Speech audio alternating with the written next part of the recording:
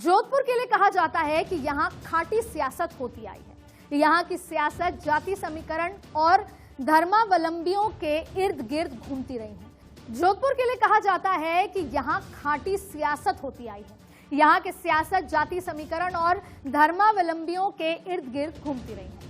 परसराम मदेरणा जैसे दिग्गज नेता 9 बार जीतने के बाद भी हार का स्वाद चखते हैं, तो खेत सिंह राठौड़ और राम सिंह बिश्नोई जैसे कई नाम हैं जो 7 बार जीतकर विधानसभा पहुंचे। और तो और कई दिग्गज नेता तो मुख्यमंत्री बनने का सफर उनका अधूरा रह गया। वहीं अशोक गहलोत जैसे नेता कॉलेज और यूनिवर्सिटी चुनाव हारे तो फिर ऐसे जीते कि केंद्र में मंत्री बने और फिर कांग्रेस के प्रदेश अध्यक्ष और 3 बार के मुख्यमंत्री बन गए। इन 4 सालों में जोधपुर में कई ऐसी घटनाएं हुई जिससे सियासत गर्मा गई। कभी विपक्ष के निशाने पर सरकार रही तो कभी सरकार के निशाने पर विपक्ष रहा।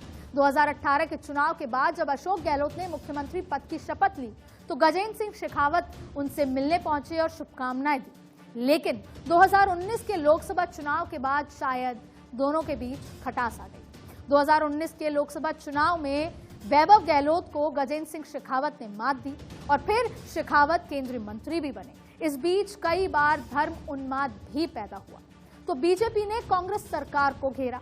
भोपालगढ़ कैस कांड के वक्त भी गजेंद्र सिंह शेखावत पीड़ितों से मिलने के लिए पहले ही पहुंच गए।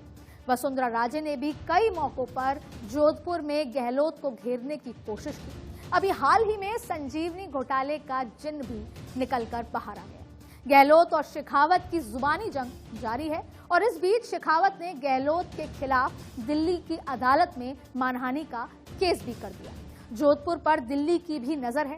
अमित शाह भी जोधपुर की सियासी नब्ज को टटोलने के लिए कई बार दौरे कर चुके हैं और आने वाले दिनों में और जबरदस्त दौरे करने वाले हैं। जन आक्रोश यात्रा के जरिए भी बीजेपी गहलोत की जोधपुर में ही घेरने की लगातार कोशिश रही, लेकिन जन आक्रोश यात्रा उतनी सफल नहीं हो पाई। बीजेपी के प्रभारी अरुण सिंह भी कई दौरे कर चुके हैं तो उधर कांग्रेस के प्रभारी सुखजिंदर सिंह रंधावा भी लगातार फीडबैक ले रहे हैं।